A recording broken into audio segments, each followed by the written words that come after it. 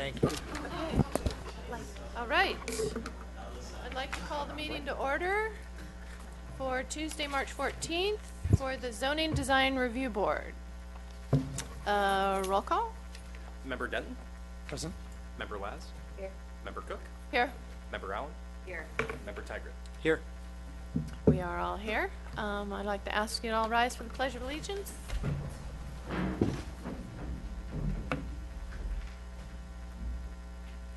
Pledge allegiance to the flag of the United States of America and to the republic for which it stands, one nation, under God, indivisible, with liberty and justice for all.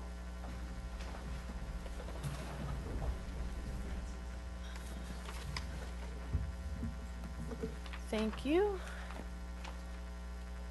Does anybody have any revisions for the agenda that they would like to mention? Nothing? Okay, I will move that we adopt the agenda in a second. I'll second. All in favor? Aye. Aye. All opposed? Okay, we have adopted the agenda. Any revisions to the minutes of the February 14th meeting? Anybody? No? Okay. I'll move to approve the minutes in a second. A second. All in favor? Aye. All opposed? Okay. We will move on to public comment for items not on the agenda tonight. I see we have a lot of people here. Does anybody have anything not on the agenda? All righty. Then we will move on to our first item. Barbara? I'm recusing myself because we own property in the same area. Okay.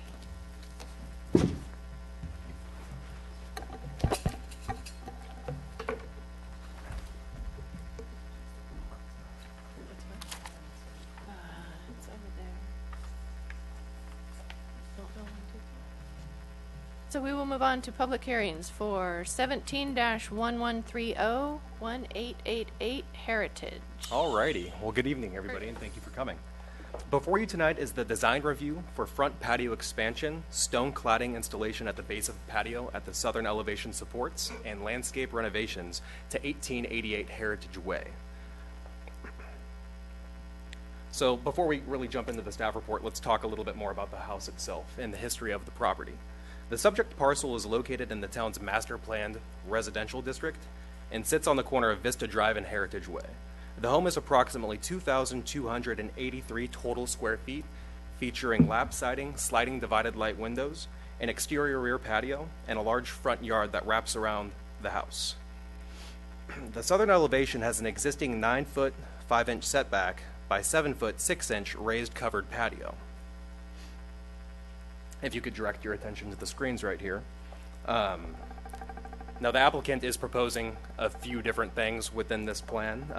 Number one being the applicant is proposing to extend the existing 18-inch raised concrete patio structure from the southern elevation, being the home frontage, around the western elevation to tie into the living room where the double doors are on the left of the photo right there.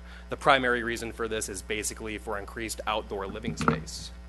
A little bit more detail about the patio itself. As you can see, let me pull up my laser pointer here.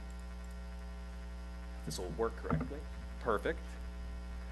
The white fence right there, all of that material will be pulled out, and the applicant is proposing more of a concept like this. It's going to be a metal fence with steel cable evenly spaced between.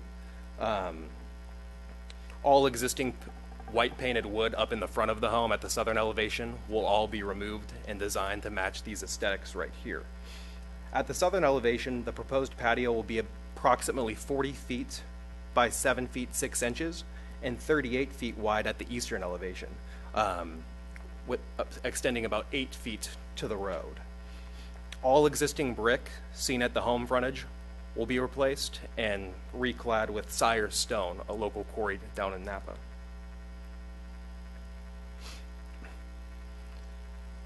Jumping into the landscape plan, phase 2 of this project. In regards to the landscape plan, there are multiple aspects to discuss. In the yard at the corner of Vista Drive and Heritage Way, the applicant proposes to construct a low 12-inch to 18-inch tall Sire stone retaining wall. Highlighted, if you direct your attention at the laser pointer. It'll run from the southern elevation right here towards the western elevation, extending past towards the rear yard. A flagstone step path will also run between the property adjacent to the installed extended porch. Lastly, regarding the landscape plan, drought-tolerant plants. Excuse me, let me find my list really quick.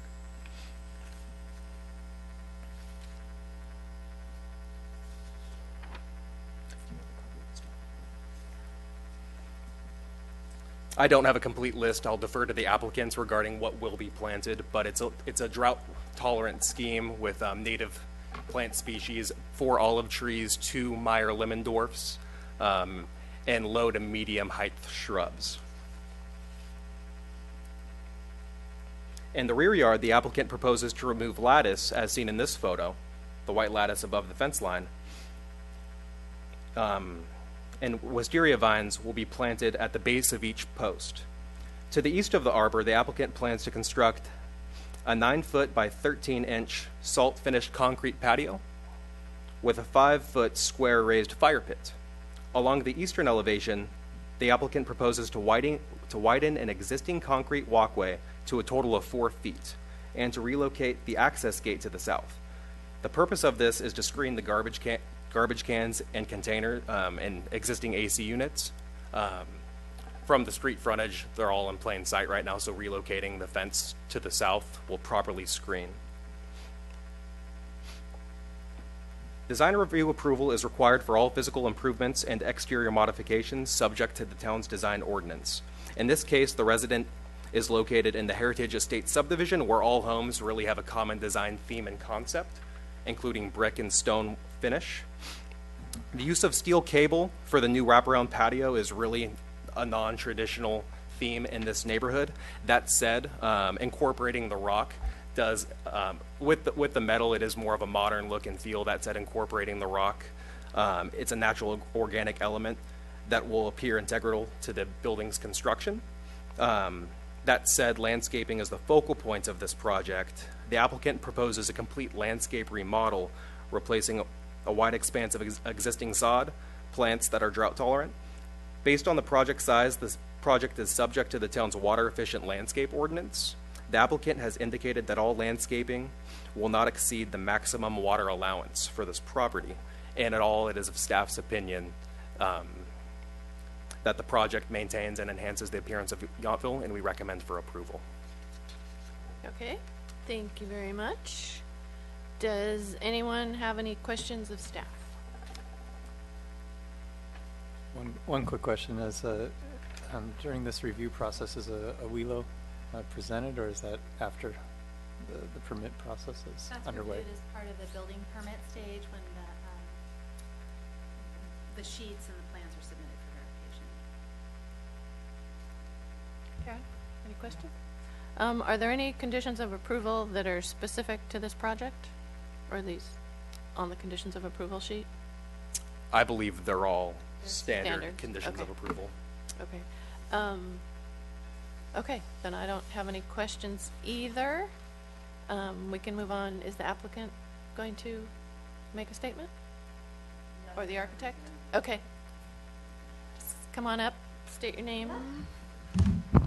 Bring that down. I'm Lori Cagwin, the landscape architect for the nice to meet you. project. One clarification on the presentation. There is a low stone wall that is just at the corner of the site, and on each side there's a fieldstone terminus. So it's right Right here? right here. This is piece. Yeah, where I'm highlighting with the laser pointer right now. Yeah. Okay.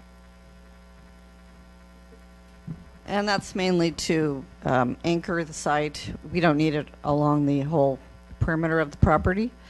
I have developed and put on this board a planting palette of what I normally use for plant material. It's in the preliminary stage right now, and you don't have it.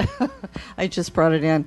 But Most of the plant material that we'll be using are drought-tolerant, native or Mediterranean plant materials. I'll walk up to, can I walk up here and point? Sure. Okay.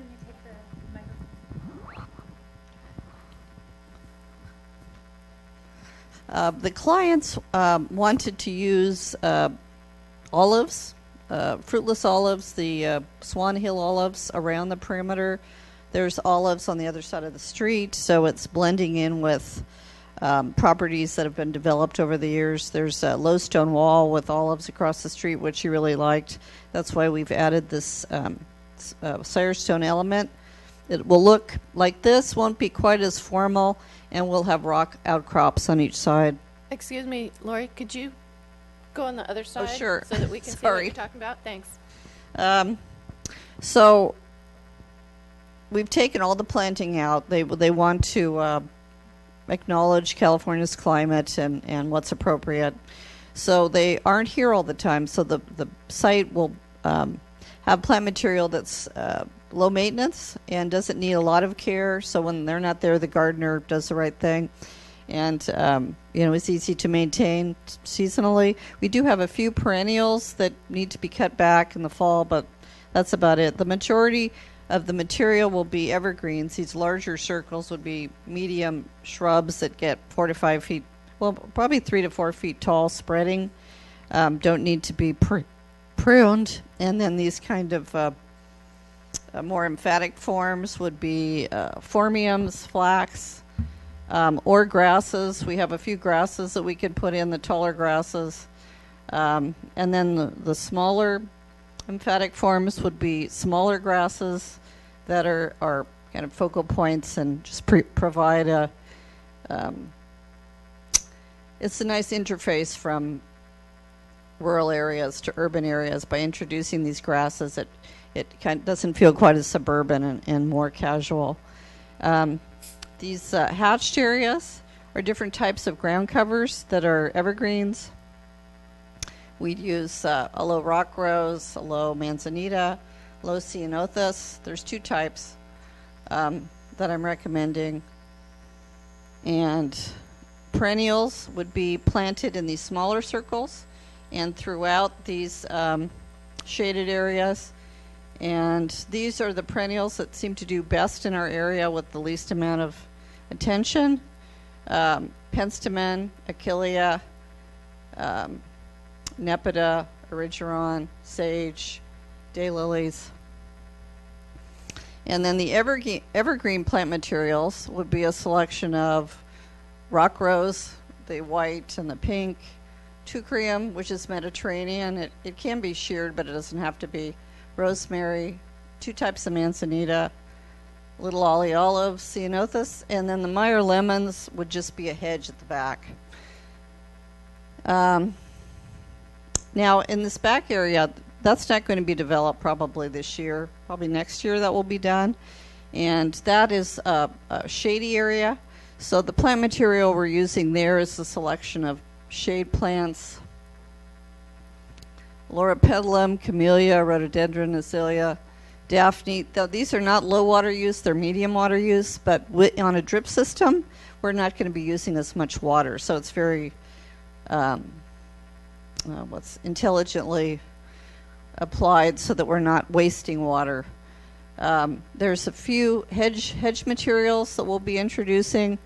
Along this side, there's a AC unit which completely blocks the path. I think there's a foot. You can hardly get around it. So right now the fence is in front of the AC unit, so there's no way you can get the garbage cans around them, but you can see them. So the owner would like to increase the width of this sidewalk to the property line, which is 5 foot side yard, and extend the fence so that they can screen the garbage and then introduce a little path to bring it out once a week instead of what's happening now, which is not particularly good. This is the proposed deck. Right now the deck is about this wide, And they're extending it around the perimeter to these double doors. It should be, which, as mentioned, it's 18 inches above grade. And then we have a railing that comes around the side, and it's open so that if you're sitting out here, you can look out and actually look at your plant material, wave to the neighbors if you'd like. The planting in front of this will be low so that you can see the stonework. It's a Sire stone. There's a lot of stonework in this development across the street. Sometimes it's a river cobble, other times it's a Sire stone. But it's a native beige gray stone that blends quite well with the area. So that would be introduced along the base of this wall, this expansion, and then along the cladding on these columns too. These little sections here, they may just put planters here, but at this point we'll just have the railing. And then we'd have steps down, and then a concrete path will come around to the back on this existing gate. It would be a salt finish concrete. It's a gray. It will match what's existing. And then this back area is not quite, well, it's something we'll be doing later. Right now it's got this existing arbor, which will be simplified and strengthened. And then there's a turf area in the back, which will be removed and replaced with a sitting area. And then we'll tie into the side here. We'll have a few more trees, smaller trees at the entry. We have one here. We have one here. And they can either be a red bud or a deciduous magnolia, or Magnolia stellata, which is the star magnolia. And what else? All this planting area will be irrigated with an inline emitter system. Instead of the point-to-point emitters, they'd be rows of drip line so that you'd have more even coverage and higher success rate of plant material. It won't look full on one side and dead on the other, which happens a lot with drip. Then it will be mulched. The site will be mulched. We have some rock outcrops in here, which would be native stone, just to make it look more natural. What else? Oh, the neighbor here is interested in melding this design in with hers. So we'll be adding a hedge on this side and then some lower planting that complement what's over here. So I think that should do it. Thank you, Lori. Any questions while I'm up here? Does anybody have any questions of Lori? One question. Sure. So this is a unique shaped lot where it's I would call it almost like an acute angle. And so how tall is or what is the how far up is the limbs on the olive trees to make sure that the view lines from oncoming traffic? That's right. They normally it would be a 24-inch box at least, tree or bigger, what they can afford.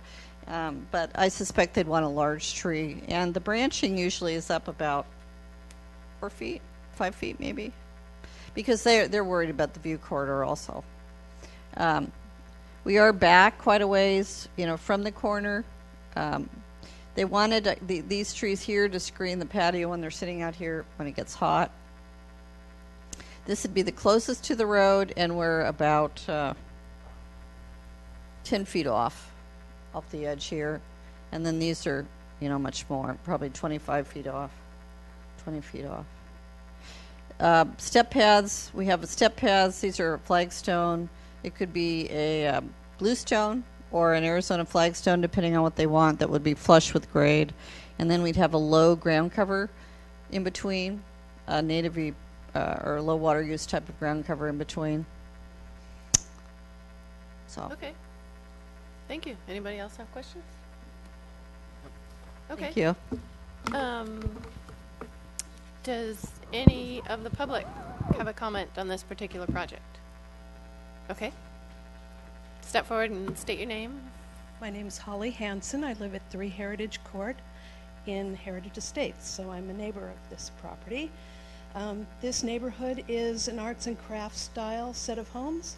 My only question and concern has to do with that wire and cable fencing. I'm not quite sure in where exactly that's going to go, but regardless, it is inconsistent with the design of the houses in this area, and it seems kind of an anachronism to an arts and crafts look. So I don't know why they chose something like that, but it just doesn't seem to fit.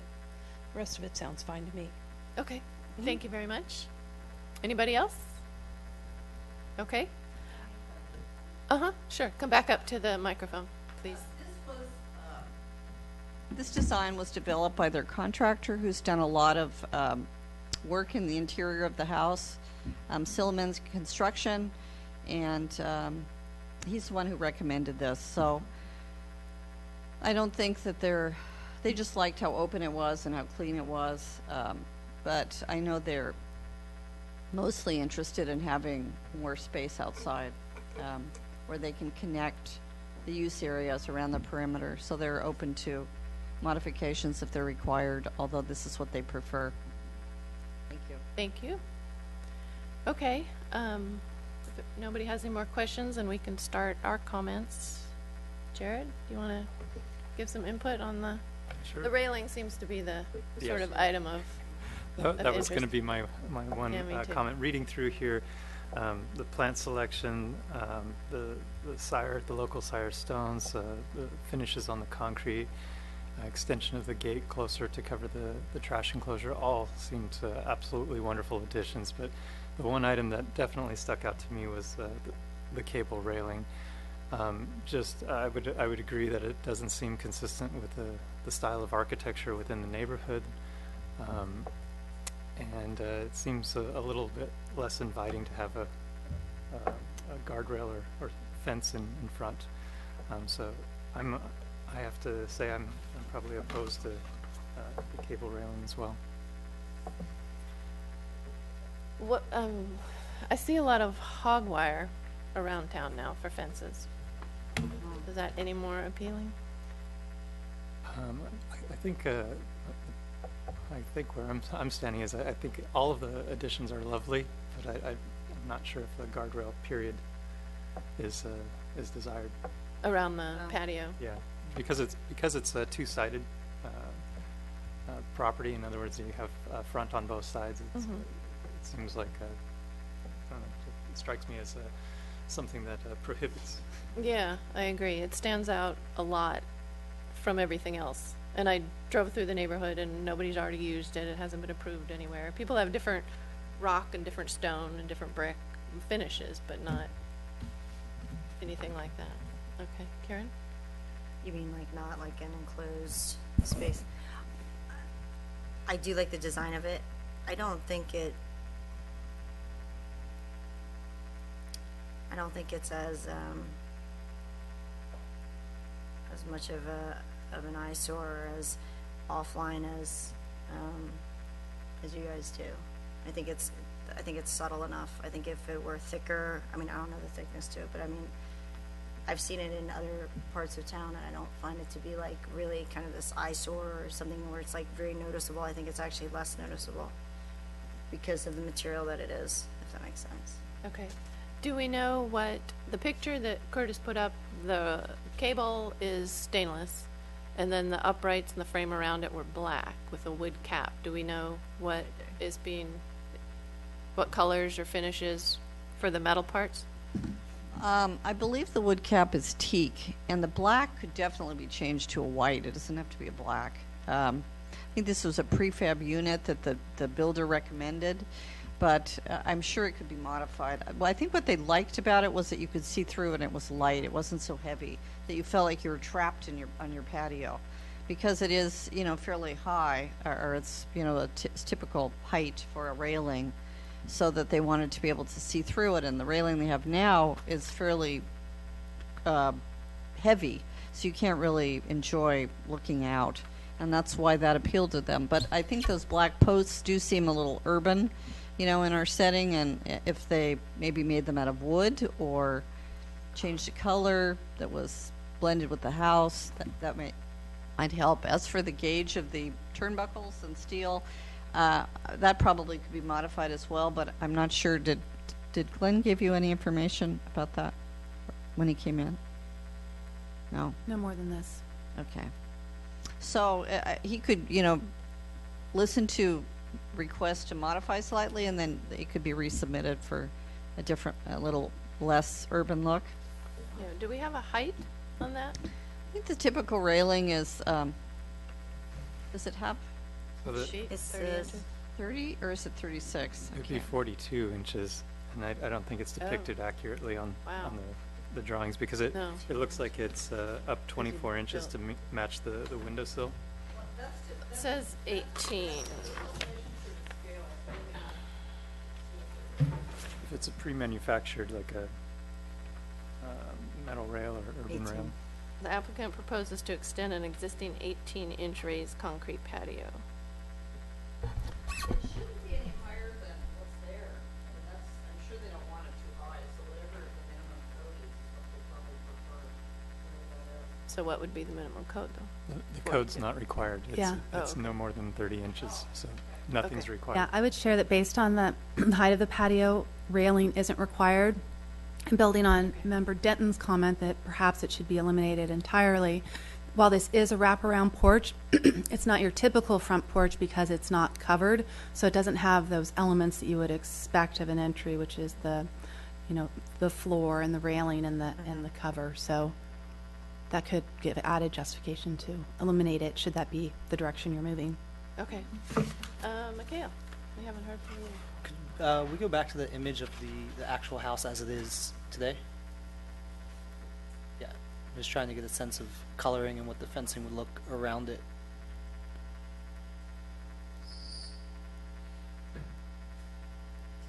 Yeah, I share Member Laz's belief that I don't think it would be too much of a stretch to have that cabling in. I think if we want to go with a more of consistent look, the black makes it pretty modern and urban, as was mentioned before.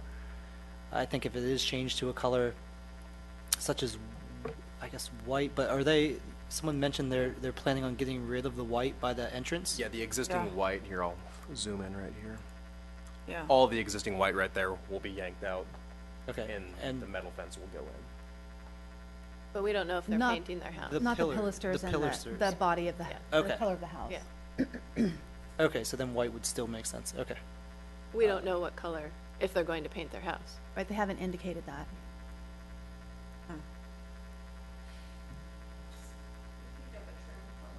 Yeah, I was just gonna say, we could leave it open for them to decide a color that matches the house, instead of being so stark. Because I'm kind of on Jared's side, so we're kind of 2 and 2. So we kind of need to work out an in-between, or just turn it down. Anybody have any ideas? I'm just going to make one extra comment. So within that picture, that rail is 36 inches. And you can see the windowsill, how it's below Okay. the railing. So again, if the applicant's proposing a standard metal cable railing, that would be 42 inches. And so what's important for me is that the windowsill is unobstructed, that you can see the windows. I think that has a nice architectural presence within the neighborhood. So I would agree with that. So how would we suggest constructing our motion to encompass our opinions? I think it would depend if the two of you are hard set on no on the cable. Because if we do a size or a height condition of approval, that could be a way to satisfy potentially one concern. I like cable railing. It does not seem to fit the look of this neighborhood with such a traditional style. Would I not allow it? I don't know that I would stand on that. I mean, we can craft an amendment to say, to match the windowsill height, Yeah, But those are in height. but at that And- point, I don't know how effective it is. So the applicant we can put it in their hands as far Yeah, as how to. yeah, to match the windowsill height and to, that the metal and wood members match the trim color of the house.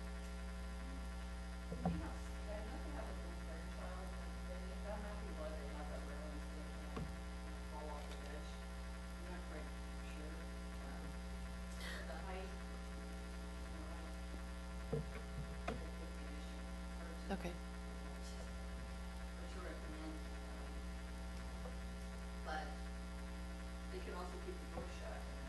Yeah, that doesn't always work so well. So should we make a motion to approve the project as presented with the revision of,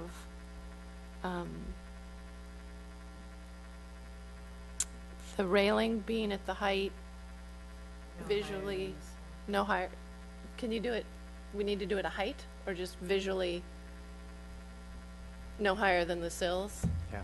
leave it. And that the metal and wood components be painted a color to match the house, to be complementary to the house. Does that work? I don't know, I may leave it more vague because the applicant may want to increase the height of the stone or something. To Oh. accommodate. So Okay, if we craft it in a way so we just indicate the height. go for it. So let's say that approve the project as stand with the amendment of a guardrail up to the height of the existing sill. And And I'm- any I'm- no finish? And I'm leaving it open. Is that appropriate or? I think we kind of all agreed that we'd like to not see it so modern looking, and thought maybe by not making it stand out black. Simply put, I think if by the time the applicant looks at the cost to Oh. do a 24-inch custom rail, Oh. they're going to be inclined to go in a different Okay. direction. Okay. Okay, does anybody want to second that motion, that we're just doing a height for the rail and let them decide? I will second. Okay, all in favor? Aye? Aye. All opposed? No one? Okay. You got it? We got it. Okay. Thank you very much. Thank you for coming.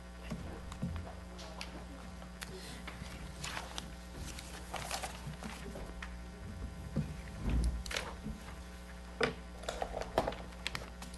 get Barbara back here.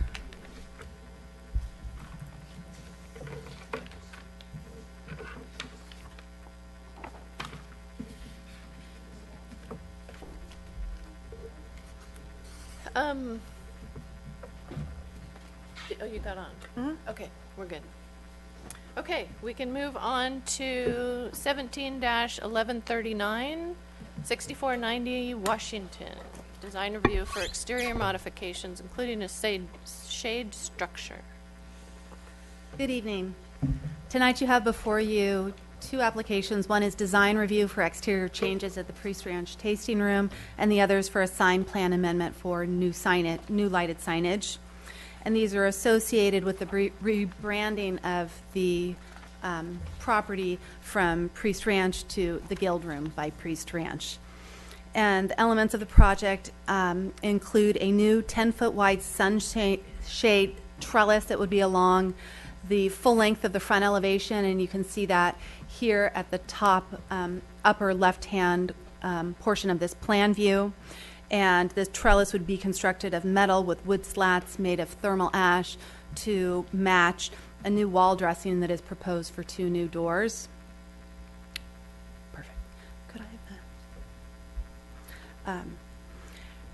And here in the lower drawing on this sheet, you will see a new proposed patio access door in place of the existing windows on the west elevation. Let me forward through to get, sorry.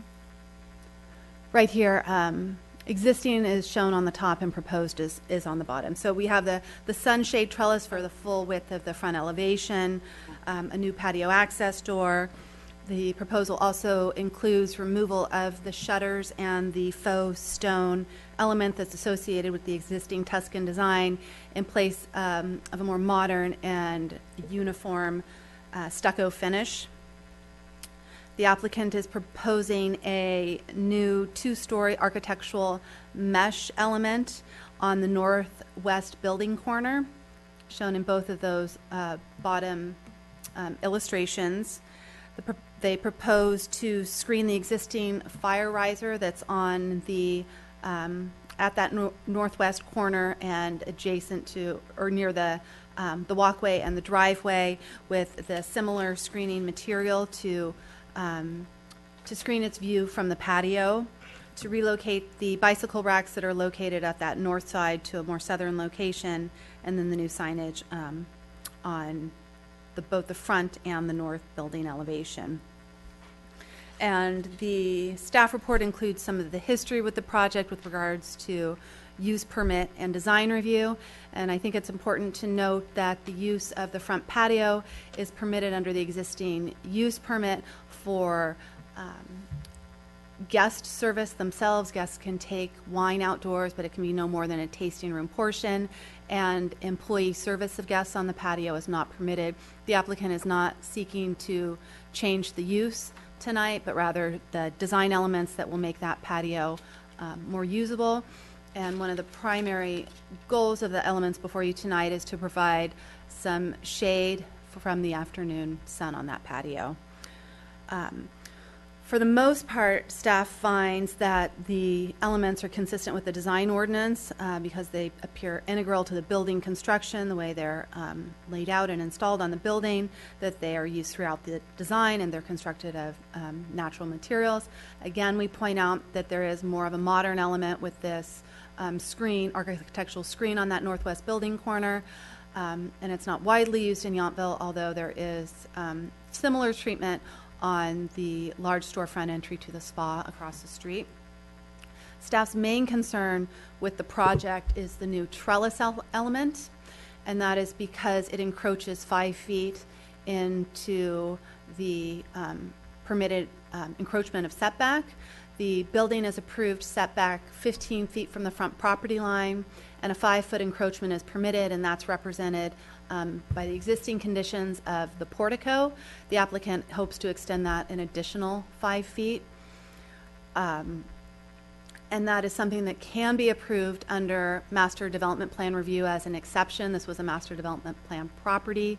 An example in town where that was approved previously was at the Heston Wine Tasting Room, and that building was brought closer to the street under the Master Development Plan process to bring it closer to the sidewalk and the desirability for the streetscape, but also because of the site context right next door to the Gates Estate building that sits right at the back of sidewalk. So a deeper setback would have been more noticeable.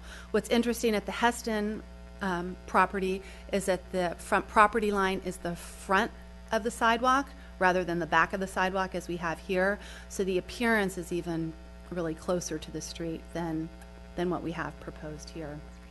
I think what's all important though is the context of a building in relation to existing structures.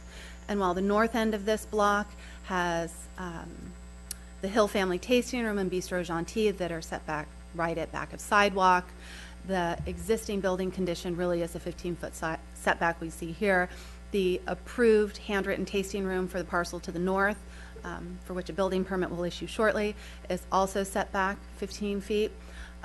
The Piazza Quercia property to the south, its face of building is set back 15 feet from property line, although that building does have a 5-foot deep brick gallery, which is somewhat heavy, but it's similar to the portico on this building. I will note that I was in discussions with tenants at Piazza Quercia this morning, and they're interested in removing that gallery because they want to open up their storefronts, both the chamber and the wine connection, so that people know what's going on inside those buildings. So we haven't seen an application yet, but I expect we would shortly. And that will further affect the built condition in this area.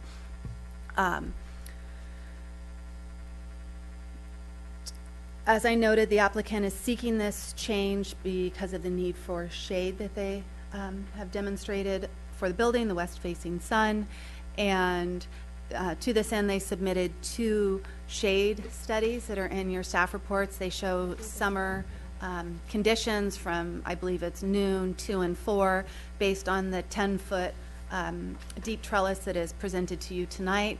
They had also earlier submitted a request for a 15-foot deep trellis that would have taken it to a back of sidewalk. And what it demonstrates is that neither of these solutions is perfect in shading the patio. They have indicated that they've explored other options by bringing down the height of the trellis so that it's at the height, so that it's below the transom windows on this west elevation, but that didn't provide further relief. So while staff is generally supportive of the exterior design modifications at this property, we do believe that the trellis deserves more discussion tonight, both in terms of the applicant's need and desire for shade, but also in relation to the existing streetscape and the built condition and the context and the need for shade. Oh, the one other thing I wanted to mention was that the handwritten project to the north that is not under construction yet, they've addressed the west-facing sun by planting a double, or they will be planting a double row of trees to provide that shade, so that there are, you know, other options to provide that shade. But that the master development plan review process allows for an exception should you find that it has merit. With regard to the master sign plan amendment, the amount of signage and the location of signage is consistent. They're permitted to have the 20.5 square feet as part of both properties on this, both businesses on this property, and that the location below the eave line and on the west-facing and north-facing elevations is consistent with their earlier approval that had approved 2 signs for the property. They are proposing to use a blue art glass, which is a little more unusual because we have a requirement that signs shall be of colors that are found on the subject building or other buildings on this site. In this case, the blue awning on the Protea building ties in that color, which makes the blue an appropriate color scheme based on our guidelines. So this project is before you tonight for your feedback and a recommendation to council. Since it's commercial design review, it'll ultimately go before them, and we're seeking that recommendation. One last comment or two is that we've presented revised conditions at each of your seats tonight, eliminating proposed condition of approval number 8. And that is after review with the town attorney, that there are no use changes that would trigger this condition. And then Chair Cook, for your information, the only 2 non-standard conditions are number 6 and number 7. Thank you. Okay, thank you very much, Sandra. Does anybody have some questions of staff? Do you want to start, Mikhail? No questions of staff. Questions? Okay. Barbara? Sandra, if we let the setback coming towards the street, would that create more congestion on the sidewalk? Has that been considered as a concern? We don't believe so, and that's because the support posts are set back 5 feet from the sidewalk, so there's plenty of room for circulation. There won't be any interference. It does bring it closer, though. Okay, yeah. Make the sidewalks seem smaller, narrower compared with other properties. Karen? Nope. Nope. Jared? Nope. Okay, then we will move on to, is the applicant here tonight? Yes. Would the applicant like to make some comments? Okay.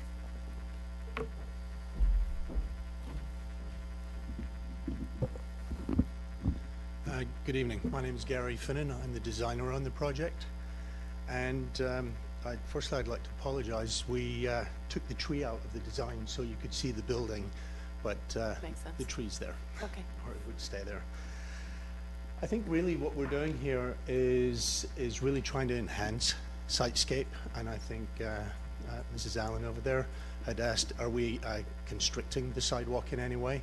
And just to you can see on the drawing, there's a clear delineation between where there's actual sidewalk and concrete, and then it turns into decomposed granite. So there's no, it's not impeding the walkway in any way, shape, or form. Just to be clear on that, if someone was walking down there, they wouldn't feel like they were being pushed over on the concrete, or that they couldn't go over onto the DG. I think our real objective here is, as we said, is to work with the sunshade. The front of the building gets exceptionally hot to the point where we have to put towels or cloth on the handle during the middle of the day. As we said, we did look to push the shade out more as an exercise to see how much we could cover that area. But a large element over and above the sunshade aspect is this is usable space. This is something that is an enhancement to the front of the building. It's something where our customers do sit out there. At the moment, it tends to be a little scrappy. With regards to some of the other comments, I think with Handwritten Wines and even Red down the street with regards to putting large trees, our objective is to make this open, to make it a space that's conducive to the public to use, make them feel welcome. I'm sure you guys can, you've all seen what happens in Europe where you can sit out on the street and people will pass by. So we'd much rather have this open rather than thinking about putting trees. And I think Red is a good example where they have a line of trees, they have a shade structure behind it. Our idea is to have this open, and for the same reason that we put the additional door in there, is to make it accessible both for people to come and go out through this effectively a public patio. So from that point of view, we put the structure in. We've pretty much taken it as close as possible to where we cover probably 90% of the shade, and then we do have a shade structure that can drop down for later in the afternoon, just as a mesh structure. I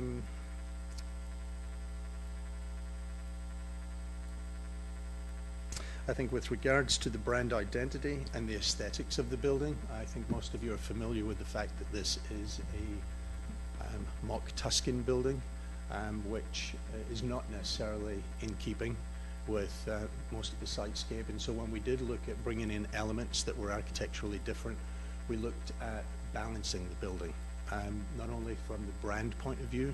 If you're familiar with Priest Ranch, we have an architectural or a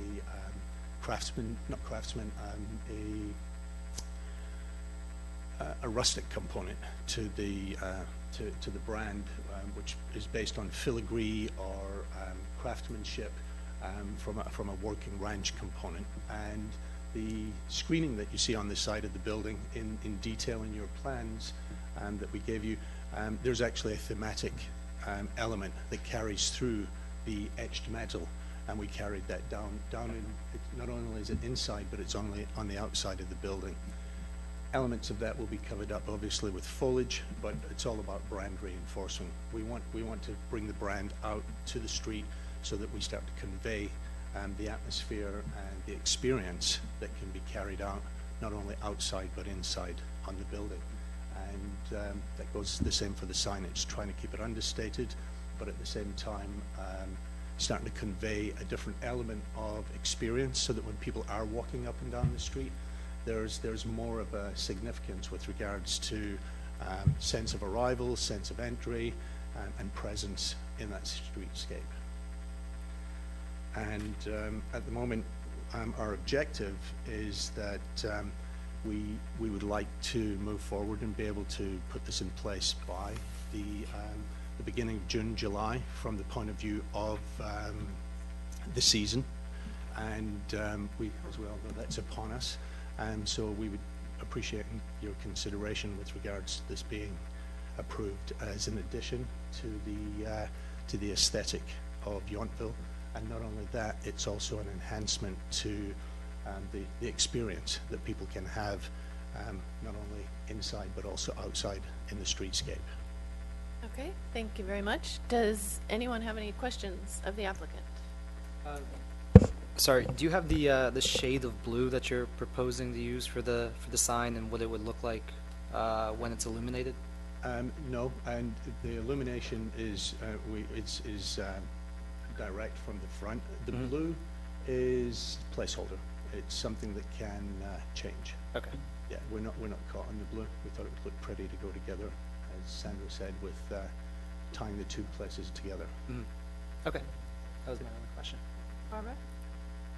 I guess, following up with your comment, the DG, I guess, under the cover, is that going to change? No, it's Okay. So existing. you're going to stay natural DG for the floor under the trellis? Correct, yes.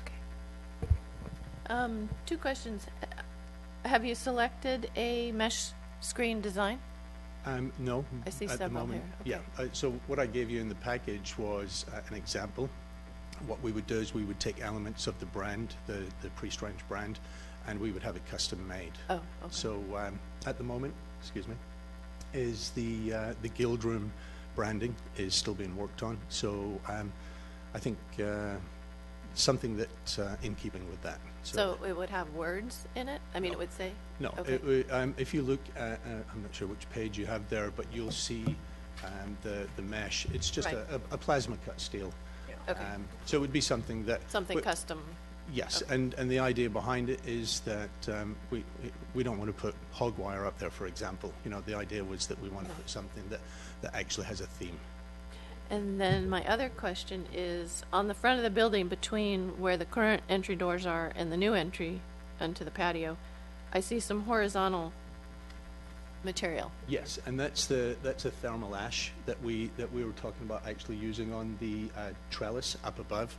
And really what it is, it's just to bring rustic elements in and natural materials. You know, we wanted to be aware of not making this look like an industrial complex. You know, the building has a certain element to it. We wanted to bring shrubbery. We wanted to, if anything, it picks up the DG on the floor. So we wanted everything to be textural. So Okay.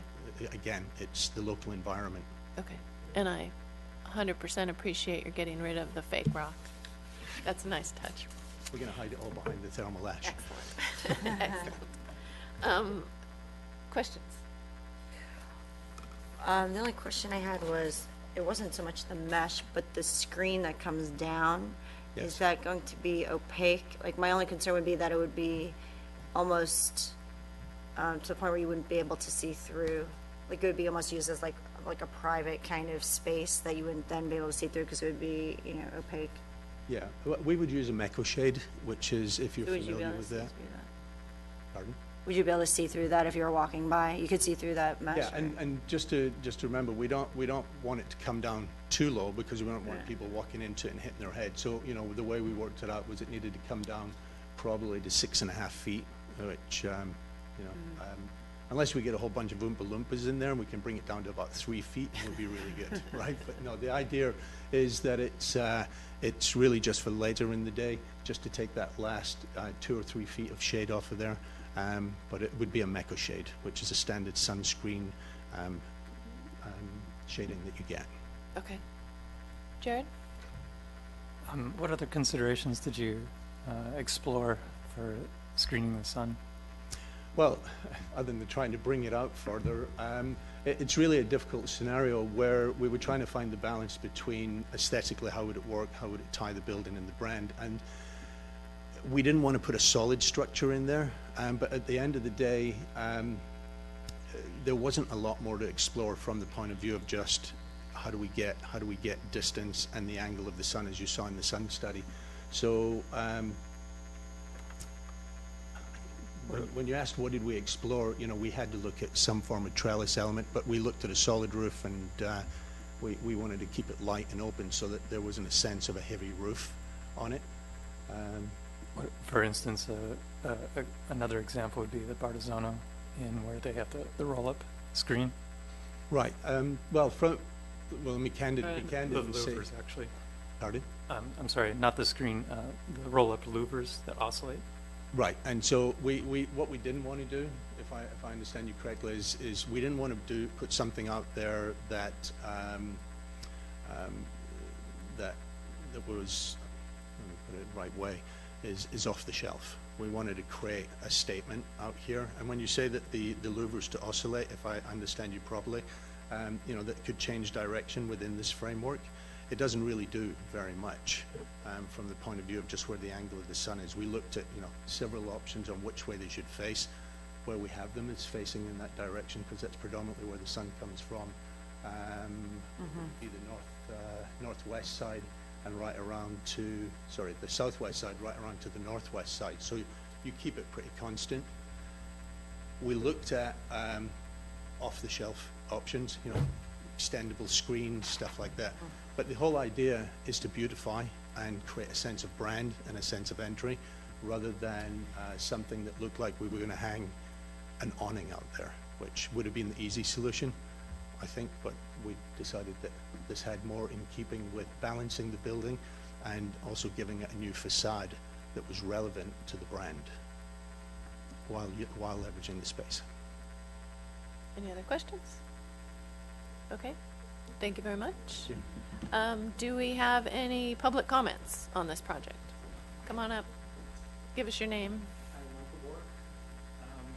I'm a frequent dog walker, and I walk by there all the time. I've never been a fan of the building, and so from an architectural point of view, the additions, I think, are actually quite nice because they take away from things I don't like about the building. But having said that, my issue is that I often feel when I'm walking my dogs that there's really not a lot of space there between me and the people sitting there.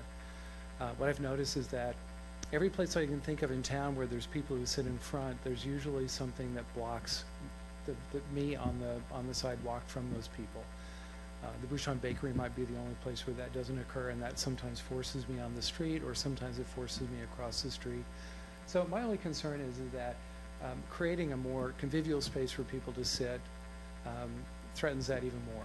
To be fair, the restaurant to the south also is a situation like that. When there are people sitting down there, I feel like I have to watch really carefully and make sure that I'm not getting into their space. I don't want to mess with them. So that's really what it is. I have a front of my house faces that very direction. We're talking now about what we could do in the front of the house to try to block ourselves from sun. My sense is that that's going to be minor. The majority of the sun that's going to come and hit that, and it's going to be really hot, isn't going to be stopped by that, but I'll leave that to your shade study. My only concern, what I wanted to mention, is that there's not a lot of space there for people who are walking. We have a lot of pedestrians that are tourists. We have a few of them who are residents, me included. And that would be my concern, is if we start getting a lot more people sitting out there with their glass of wine. Okay, thank you, Michael. Appreciate it. Sure, come back up to the microphone, please. One of the things that we did look at initially in our first, in our initial proposal was actually creating an element of minor screening there, so that there wasn't any kind of encroachment any further than the line. I mean, at the moment, there's not a lot of furniture out there, but we did consider that, and at recommendation of staff, we took that away. Whether that was furniture that could be used to screen, or whether that was a screening like you would have in a normal establishment where there's alcohol. You guys fortunately don't have that requirement anywhere else in a restaurant or something. There's normally screening there, but I think from the point of view of the distance, you have, I think, a five-foot sidewalk there, and we're 5 foot back from that. So effectively, there's 10 feet from the edge of the sidewalk back to where we have our first chair. So there is substantial space there, if I may state that. Thank you. Okay, thank you. Anybody else from the public?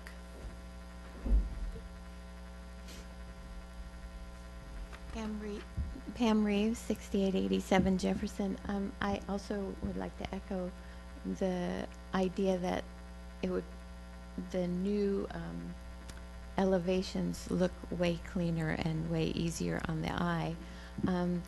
My concern is that coming out into the sidewalk area and carving that space out, I don't know what the original use permit says, how far out they can use that space, whether it goes to the edge of the DG or not, or whether they have to keep stuff closer to the building. I don't know what that is. But I would definitely not like to see what I saw in one of the elevations where there's metal between the first door south and the second door south up to waist level or whatever that is. Just having the posts, I think, is more friendly to the streetscape and nothing in between. I understand they want to screen their utilities that are there. That's fine, but not between the doors and not to the very south edge.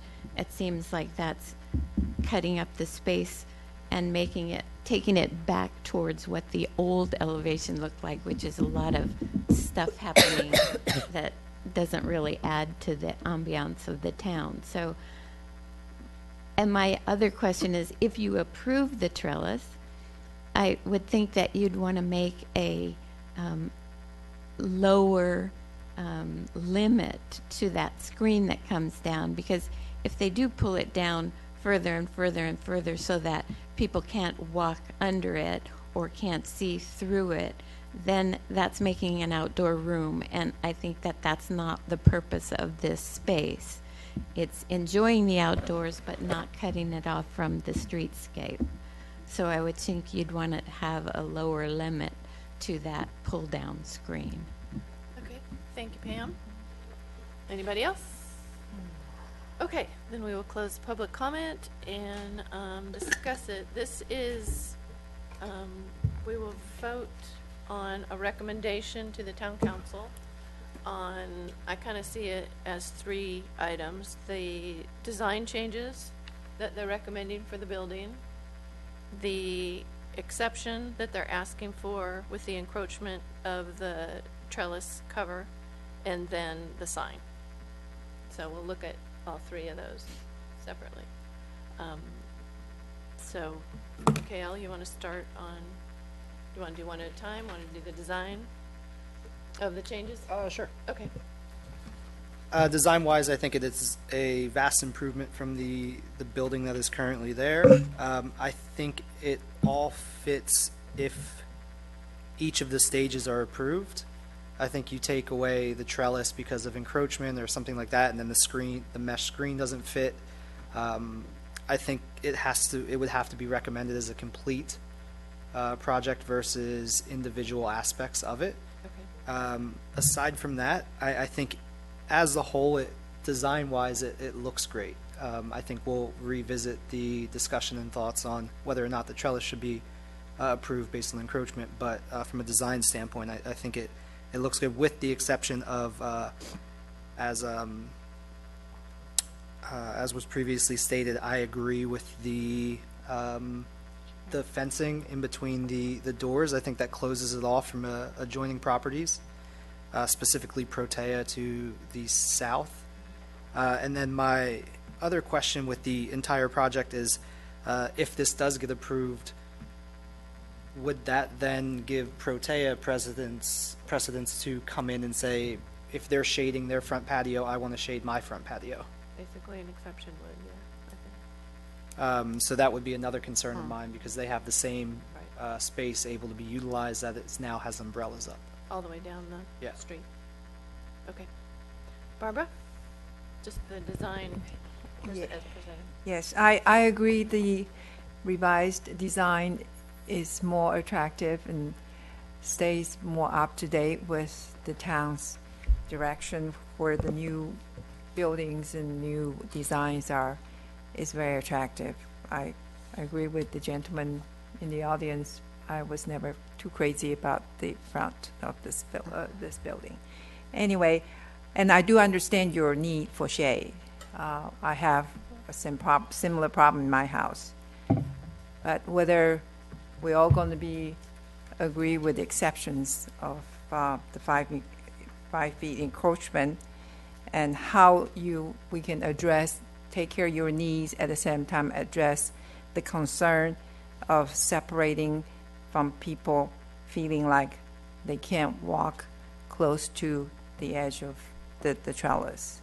If there is a way we can separate that, make people comfortable about not walking onto a wine table you're sitting out there. Maybe that's something we need to discuss later. Okay, thank you. Yes, I'm the same. I like the removal of the Tuscan. I'm okay with the patio access door. The architectural mesh, I think, is an interesting touch combined with the wood on the front. I can understand extending the mesh over the fire connection on one side, but I would keep it back at the 5-foot distance from the building to keep it not encroaching beyond the legal limit. The relocation of the bicycle racks, generally, I like what they're doing with the design theme. Karen? On the side. That's number 3, yeah. I would probably Just voice the talking about same. design, From a yeah. design standpoint, I think it's an improvement overall. Encroachment with the 5-foot We're gonna setback. talk about that. We're not separate. talking Yeah, about that we're right gonna do now. design. So from a design standpoint, I do think You're it's an good. improvement, yes. Okay. Jared? Period. Start off with what I think are agreeing with the fellow members here. So the addition of the door is a welcome.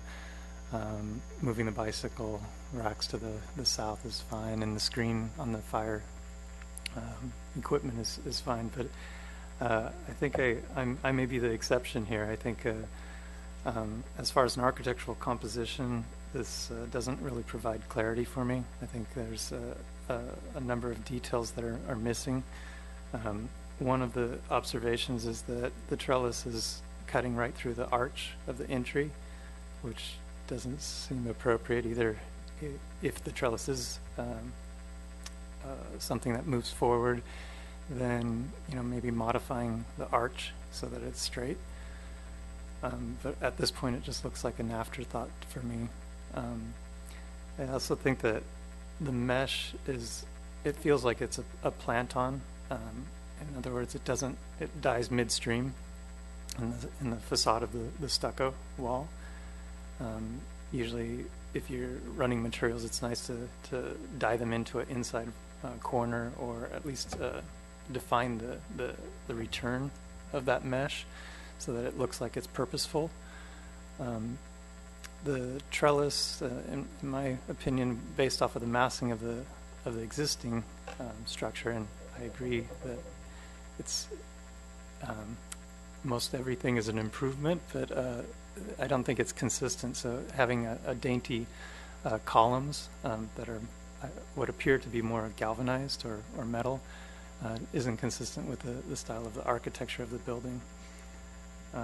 The roll-down screen, I think, is an issue for me as well. I think it doesn't feel as inviting from the streetscape, from my position. And I think there are ways to include a thickened wall and integrate a metal integral screen in there that can cut down.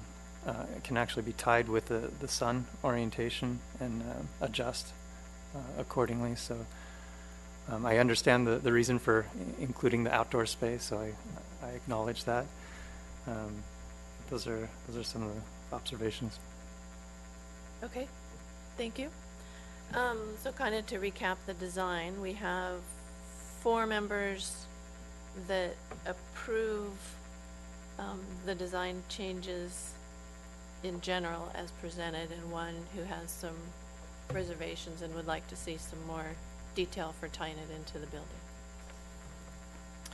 Okay, now moving on to the exception and looking at the findings. The design of the structure or structures are compatible with the character of the town. And so in order to approve that, we have to agree that the proposed changes to the building design by modernizing the design elements and removing the faux Tuscan much better match the commercial structures within the town. But the next sentence, the encroachment of the trellis within the setback does not result in a sense of confined space along the sidewalk. So do we Member Cook, if I could agree with interject, that? you're reading off the The design review criteria, those findings, the exception findings are different. We haven't Okay. included those in here Oh, because we okay. didn't have enough feedback to determine whether those could be made. Oh, Those okay. are essentially variance findings. Okay. So we just give our opinion of whether we think okay, Yes. the encroachment is warranted, design-wise. Okay. I'm not sure I understand those parameters, but, I mean, design-wise, we all like the design, but how do we voice, we just voice whether we approve an encroachment exception or not? Well, so an exception request is because there's something unique about the property. Right. And that's the reason that they're asking to come closer to the setback. As an example, up at Heston, it's because of the adjoining building and the streetscape and the context of all those design features. Here, I would say you're looking to neighboring properties to determine whether this type of element is in keeping with that streetscape. You like the design itself. Before the exception, you're taking a broader look as to whether it is a good fit or not. Okay, so who will make the town council will make the determination on whether they approve? Well, the based on the exception. feedback we received from you tonight, we'll try to craft findings Okay. in support of an exception, if that's the direction we Okay. have, and then they would approve it, yes. Okay. Gail, are you ready?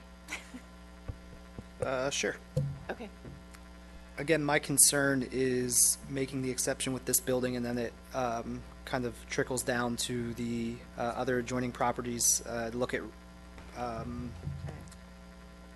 along, I guess, Washington Street, there's properties that run into issues with sun, given the time of day. So it's not a unique situation for this specific property.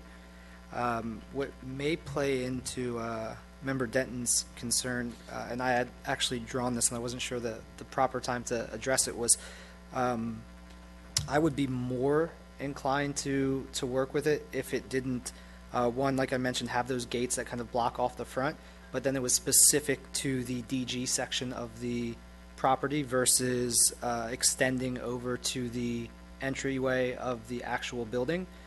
To me, that excess shading there isn't really providing any use. And to your point, Member Denton, it's just kind of, it doesn't seem to fit.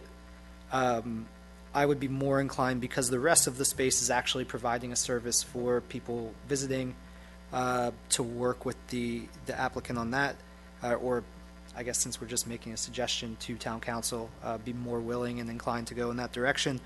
And then also I agree with the public comment regarding the drop down maximum amount, so we're not screening in that space.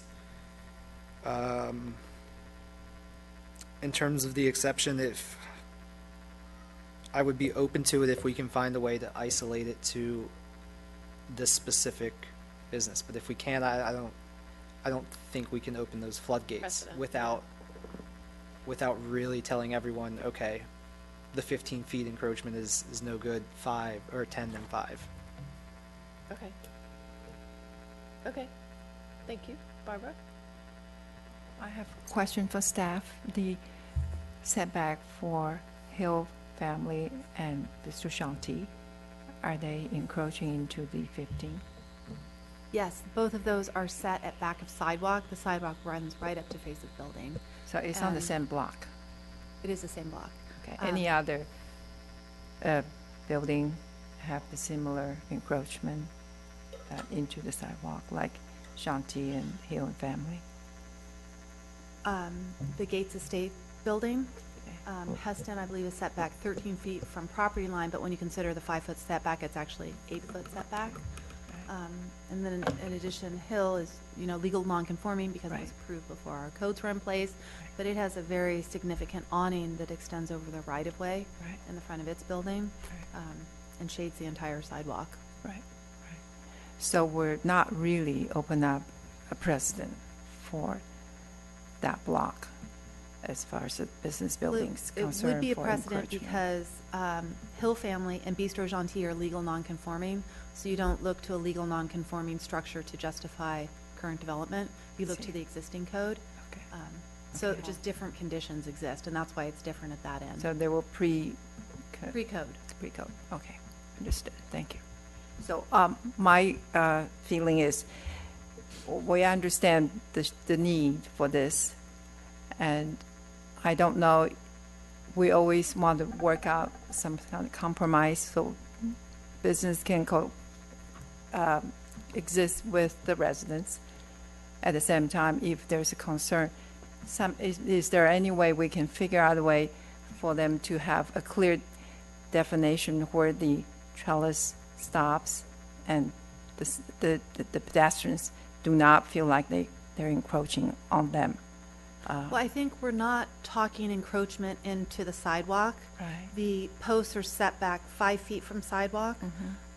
So it's not, it shouldn't be considered an issue of those pedestrians on the street. The existing patio, I know that was raised earlier tonight, well, how much of it are they permitted to use? They could have chairs right up to the edge of sidewalk within, I see. Okay. within that 5 feet that this trellis does not extend into. Okay. So obstructions on the patio are one thing. We're talking the built environment and how close should that come to the street. Right. Okay. Okay. All right. I'm open for suggestions to accommodate both the residents and the business. Obviously, it's a very limited space we have here. If we can work out a compromise, I'll be happy to give exceptions. I appreciate the need for sun, but I don't see, to me, it's just gonna stand out like a sore thumb on that block. That it's going to set a precedent and everybody else is gonna want it. And it just, with everything else along that block being set back appropriately, I think this is just not going to look at all acceptable and really stand out on the block. Karen?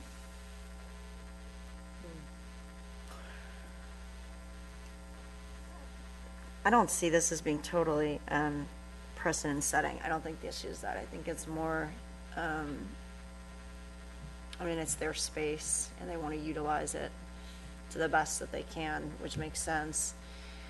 This extension to the building, it almost seems like it's increasing the scope of the space, whereas if you had chairs, which were still in the same space of, you know, within the 5-foot setback, and you had your chairs there, and that was kind of your barrier, it's a different feel, I think, than what you would have than if you had this newer addition to the building. It just seems like an addition to the building, and if they did want to create an addition to the building, there would be a different, wouldn't there be a different scenario that would have to take place for that if they wanted to increase their, it seems like the size of the building is increasing, I guess. is But what it feels like. there is a 15-foot setback, and right, they're Right, coming and there was, into that. And there's right. so they are. So they are coming in. I could clarify, the 15-foot setback establishes face of building, so they couldn't enlarge the building and come toward the street. There are encroachments that are allowed within that 15-foot setback, and a trellis is one of those items. Generally, it's perceived to be permissible within 5 feet. They're requesting 10. So could and they just increase this by 5 then instead of 10? If they wanted to, and it'd be less Yes, of an I've issue? asked them if that would work for them, and they say it virtually does nothing to provide shade, so I don't know that they're interested in that. But we tried to work with them to keep it as Within the as guidelines. close to the code's requirement as possible. And there's a strict line requirement that says that you may encroach into the front setback. I believe it allows up to 8 feet, but no closer than 10 feet to property line. And here it comes to that 5 feet. Got it, okay. That's what I was just saying. So does that, I would say, is that extra 5 feet that much more? of an issue, I guess, is the question that we have to. Compared to everything else Yeah. on the block. I think it's an issue. If you say that louder. Well, I think it's, I mean, I think if, you know, if they can't be within the guidelines of the 5 foot and they need to be 10 feet, then it does present, it could present an issue of other entities saying, okay, then, you know, the whole, if they're doing it, why can't we do it kind of issue? And everybody has the same sun exposure, and we all see that, you know, the sun comes over in the west, and everyone's getting that kind of blind, you know, heat, and they want to utilize their space, which is understandable, but I think there may be a way to kind of solve both issues, be within the setback that you need to be within, and then also be, you know, obviously using your space more effectively. They are, I don't know what everybody the has solution is, umbrellas but- out there now. So, I mean, Right. there are ways to do it that fit within. Yeah. Jared? I'll try and be succinct because this seems pretty clear for me. Unfortunately, the architecture, it was originally designed in this manner, but because this is a recent project that has gone through the approval process, I clearly see the distinction between non-conforming buildings within the same street. So I'm definitely opposed to setting any precedent or considering any extension into the setback. There's always reasons for trying to put objects or architectural elements in there, but I think there's other solutions, and so I would definitely not support this one. Okay. So I think we have 4 members that are not in support of the exception and the look that this causes. Is that correct? Okay. And 1 who is a little more flexible. Okay. So the sign, Jared? Yeah, sign's the easy one. I know. First of all, the sign's placement being offset seems a little askew. The readability of the sign, I'm not sure if it's quite as effective when it's implemented, but this sign's pretty straightforward, and so I would have a lot more flexibility on that. The one item that I will draw to everyone's attention is the uplighting of the lights. I don't think is appropriate for Yountville, just because we live in an agricultural community. We're trying to limit the uplights, and there's different ways to accomplish lighting on a sign than uplighting. Okay. Good point. Karen? I thought the sign was fine, to be honest. Okay. Yeah. Okay. I think the sign was generally fine, but I agree with the uplighting. I think that would not be my recommendation either. I think Jared made a good point, and I hadn't thought of that. But I'm fine with a new material. It seems it's natural, it's interesting, it's a little bit different without being crazy. So, Barbara? I'm okay with the sign. It's your decision where you want to put it. Obviously, giving a lot of thought. That's where you want it. It looks fine to me.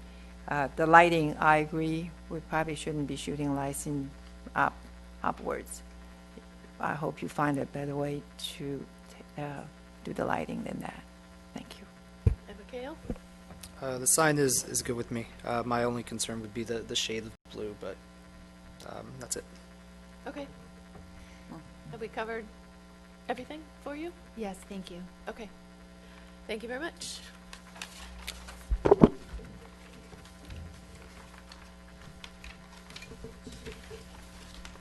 About this? Okay. Okay, we can move on to the next item, 17-1138, the modification of the municipal code regarding second residential unit.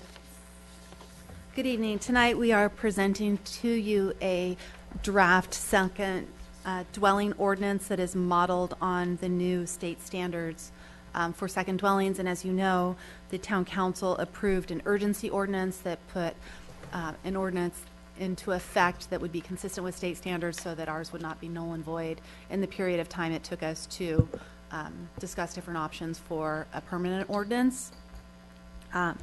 And in January, we presented to you the terms of that urgency ordinance to discuss whether those would be appropriate clauses for the permanent ordinance, and we received some feedback from the ZDRB.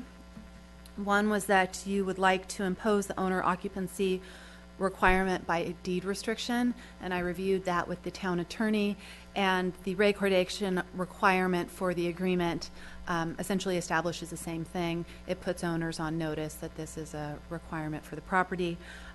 You also asked staff to investigate whether the 50% limitation on two-story buildings would apply to a second dwelling, and those standards would, so those existing design standards don't need further modification. You asked staff to consider whether a 90-day minimum occupancy requirement would be appropriate, and the town attorney has indicated that we can increase the term of the occupancy requirement from 30 days to 90. It's presented to you in the ordinance tonight as 30, but if you'd like us to up that, we'd like more direct feedback as to whether to do so or not. You asked that staff investigate the option to increase the minimum size for second dwellings. That's based on 6,000 square feet on the existing ordinance that's been in place since 2001, and which was included in the urgency ordinance. I'll discuss that one in a little bit more detail. And you asked to require that washer and dryer hookups be located indoors, so those provisions are included. The most significant change to the ordinance before you tonight is to create two different types of second dwellings. One is defined as a second residential unit interior, and that is for a conversion of existing space, whether it be within the dwelling itself or in an accessory structure. Those would be permitted on any lot and with any building designated single family with no restriction. The other category, second residential unit other, would apply to a newly constructed unit on the side of a primary dwelling, and that could be a detached unit, a unit over a garage, or a unit side by side of the primary dwelling. And so does this one, where the 6,000 square foot minimum applies. We have shared some analysis of the type of lots that are in the Old Town Historic District, because that sets sort of a nice representative example. And in that district, we see lots that from under 3,000 square feet to over 6,000. And the majority of lots, just 53%, just barely over the halfway mark, are greater than 6,000 square feet, so they would be permitted to add a second dwelling. Of the 47% that are less than that, we think that there is an option available for those owners to do a garage conversion or to do that within the existing dwelling. So we're hoping that by creating these two new categories for second dwelling, that we provide the opportunity for all properties in town. The reason that we are suggesting that we stick with the 6,000 square foot, although there could be discussion to even increase that, is because the new rules would permit a second dwelling over a garage, even if there is just a 5-foot side and rear setback. Current rules require at least a 15 to 20-foot setback, and so that existing condition is what other properties have been held to, and that can be challenging, we know, to meet. So this would create a whole new precedent if we were to open this up to many more parcels. And because of that 5-foot setback for a 2-story dwelling, it could create a massing that we just don't see in Old Town. A 1-story building can go up to 20 feet. A 2-story building can go up to 28 square feet. And the Old Town rules, and I'm only using Old Town as the example, has requirements where you need to step back a building for greater setbacks the higher you go up. So I would like to mention, the reason we're having this discussion is we have received feedback from a member of the public that attended one of the town council meetings, that they wanted to have more flexibility in being able to include a second dwelling on their lot, and that 6,000 square foot maximum perhaps was unfair. These two new categories both maintain the existing order that we've had essentially, but create a new opportunity for everyone to have one of some type. So this is the ordinance that's before you tonight, and we'd like to get your feedback. We intend to take it to council shortly. Okay, thank you. Questions of staff? Should we take public comment before? I mean, the questions of staff will kind of turn into our discussion. So should we open it? Yeah. Okay, if we open it to the public, did anybody from the public have some comments?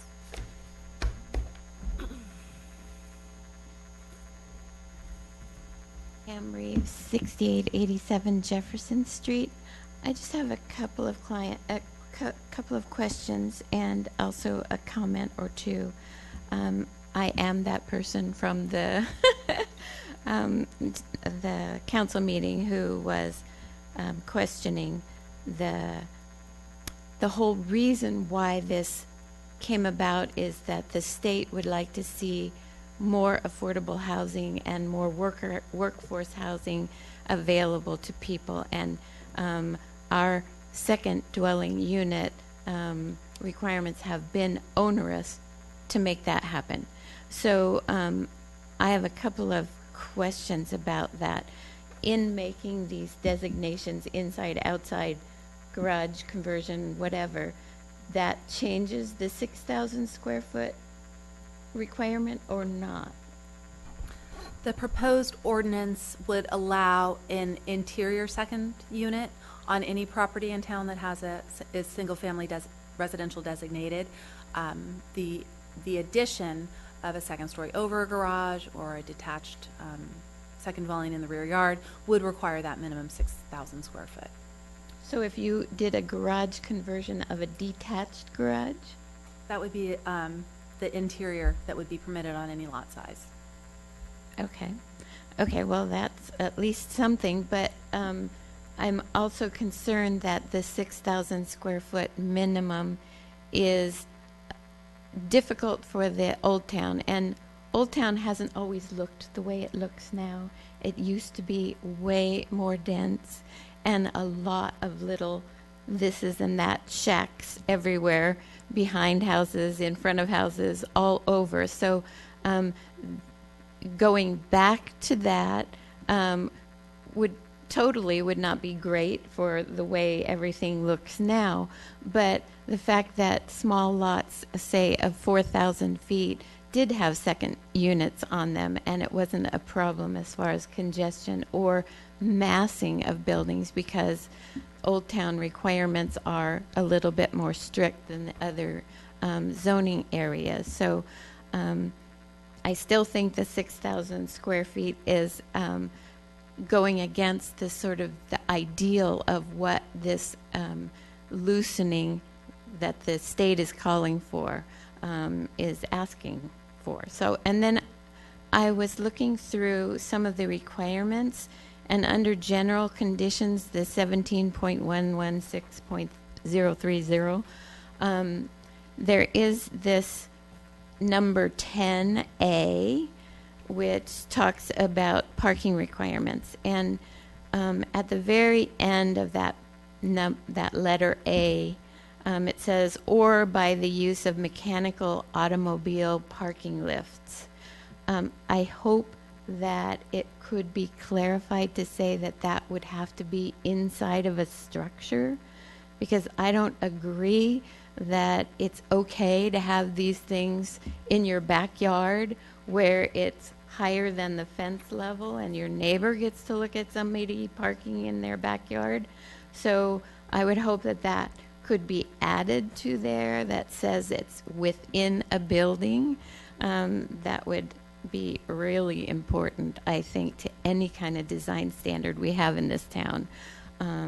So I hope that you would take that under consideration. And then the other issue is For the design standards of yards and setbacks, again, this whole idea of this wanting to be a little bit more flexible to actually create some housing in this town, which would then again also help with the vibrancy of our neighborhoods. I think that some of the lots are very deep, and not if you're going to put a second unit on your property, you don't want it right next door to your house, right? You want to have a little distance. So it seems like a 20-foot or even a 15-foot back setback for a one-story new construction second unit is a bit onerous for the whole property to be enjoyed. Then you have this sort of dead space, which you're only required to have 100 square feet of common area space that's accessible by this second unit. But you're designating this 20-foot behind it to be kind of unusable by anybody, basically. So I think that needs to be looked at a little bit more flexibly. That especially if it's a one-story, or maybe you limit the height of the building and there can't be windows on the backside, or you can only have clear-story windows or whatever, so that you make the lot still livable for the people who live there. So those are my questions and concerns. Thank you, Pam. I think we all kind of freaked out when we saw the mechanical car lift part. So we'll talk about that. Anybody else that would like to come up and say something? I just wanted to, Michael Bork, I live in Old Town. I've lived there for a long time, and I live in a lot that is quite large. I think it's 11,000 square feet. I saw the 20-foot too. I noticed that that was the standards that you have for residential units, period, currently. So I didn't understand the logic of allowing a single house being put on a property with a 20-foot setback in the back, and now requiring that you also have that for an additional house. Old Town being as it is, as Pam said, there's a lot of different kinds of housing. I am surrounded by new development. Probably 80% of the houses that surround my house, which is on Jefferson Street close to Madison, is new housing. Right behind me, there's a house that isn't that old. It probably has a 10-foot setback from its property line to ours. That seems quite reasonable. So I'd like that also to make the recommendation that at maximum there be a 10-foot setback from the back of the property line. Okay, thank you very much. Anybody else? Okay.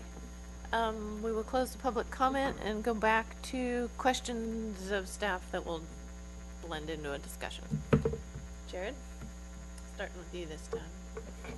I guess only question for staff is with this breakout of percentages of lots in the 3,000, 4,000, etc.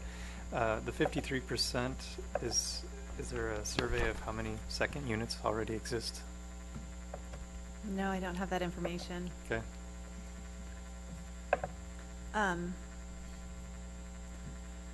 My thought would be that they are not in a high concentration of these properties, and I would really look to those most recently approved and those by permit since 2001.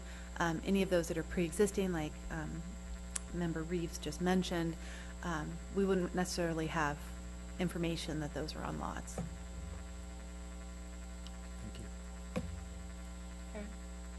Question? The only question I had is, would there ever be a concern that there may be too many secondary units? Would there get to a point where there would be too many secondary units, or the point is to actually promote that? Well, yes, the point of the state regulations are really to Promote it. encourage Right. development of housing, and Mhm. I think the state's goal is probably to see a second dwelling on every single family lot, or at least create the opportunity for that. On every lot, okay. So the state may say no, there's no over-concentration. If you were to live on a block, let's say, that had 10 5,000 square foot lots, and all of a sudden 10, and then all 10 are everyone was having a secondary second units. dwelling, then you have, you just have the density of population and structure, and then parking issues, and, Right. but you would have a more lively you would have a more lively neighborhood, and that is Right. something No, that I was our just neighborhoods curious. sort of suffer from, where second dwellings and vacancies don't add that kind of livability, or don't add to it. Okay. I have lots of questions, sorry. Are we allowed to still have architectural review? No, No, not at all. no, as long as the planning director determines that the submittal is consistent with the architecture of the primary dwelling. Primary dwelling. Okay, so that is still a requirement, okay. Mhm. If a garage conversion is allowed and we can't put any parking restrictions on where the tenant of the garage parks, right? So a garage conversion would trigger one of these requirements that they need to do replacement housing, and they can do it in any one of the measures that are noted, including a mechanical parking lift. And I asked the town attorney whether we could eliminate that. That's not in keeping with our town, and that's a specific requirement of state law. So he told me that we could not do so. So the conversion of the garage would require that we replace that somewhere on the property, The existing existing parking. space that Okay. is lost. On the property? Mhm. Okay, But then that the new parking that is required for the second dwelling Right. would fall under the loophole exception of the code, that if we're within a half a Okay. mile of a transit line, and because of the Vine transit, that additional parking would not be required. that was So where I was replacement, yes, leading. additional, no. okay, that was where I was leading, the original parking, where that has to go. So people can convert their house into a duplex?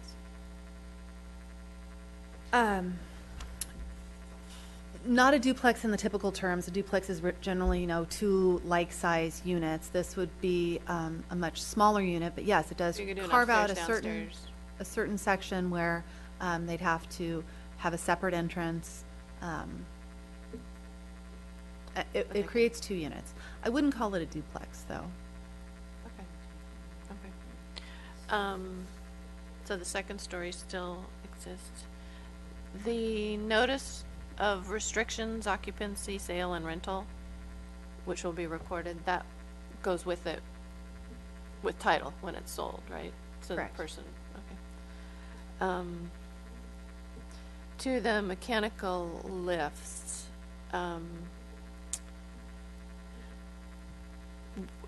can we find a way to apply those to FAR, since they're a big massing structure, taller, somehow make it so that if you wanted to put in a mechanical lift, you would have to have FAR available? I think we could approach it in that manner, yes. Okay. Because enclosing it would make it almost 2 stories, and you don't really want to go there. We want to avoid, reading about architectural elements and stuff like that, it seemed like maybe we could go that way. I think we'll have to amend that section of the code, the one on FAR, but I think that's a direction worth exploring. Yeah, definitely. Okay. Sorry. Okay, I think those are all my questions. Barbara? Sandra, when we add the second dwelling on the existing lot, how does the FAR comes into play? You have to increase the percentage of the FAR? So each parcel is permitted a maximum FAR, and in the Old Town District, that's 25%. So if you have a house that is maxed out, that would limit the size of a second dwelling. So we have building areas that count toward FAR, Right. and those that are permitted certain exemptions from FAR, and there's a 300-foot exemption for second dwelling. So even if you're maxed out as to FAR for your primary dwelling, you potentially could get up to a 300 square foot. Otherwise, if you haven't maxed out that amount, you could get up to a 1,200 square foot second dwelling based on this code. Even when the 1,200 significantly exceeds the 25%? No, as long as you don't exceed that 25%. Okay. And the setback, what is the setback right now for the back? Is 20 feet or 10 feet? It's in Old Town, it's 15 foot for the first story, 20 feet for the second story. I think my question would be, we call it historical Old Town. That's the look we've had it for many, many years. Would this be significantly changing the look of our area in the historical Old Town? And would change the whole character of Old Town? Would that be coming into consideration? I'm just throwing out that for discussion. I think the biggest potential impact in the Old Town District is with regards to second dwellings over detached garages, because it's the neighborhood with the most detached garages. And whereas a property wouldn't have been able to qualify because it didn't meet the 20-foot rear yard setback, somebody with a 5-foot rear yard setback could now do a second dwelling. I'm not sure how many parcels that opens up for a second dwelling over a garage. So, But it's a potential impact. right. So the Potentially people significant as live well. behind the 5 feet setback, all of a sudden see this big, huge wall coming up in their face. And that would What only is the be for remedy? 6,000 square foot parcels or larger, Okay. unless there's a recommendation that we increase that Right. more than 6,000. Okay. Thank you. But 6,000 is the standard that's been in place since Right. 2001. Okay. Thank you. You just answered my first question.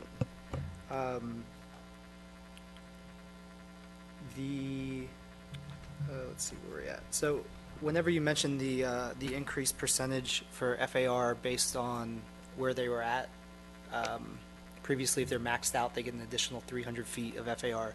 If they convert their current residence into that second dwelling, is that tied to the use of that additional 300 feet of FAR?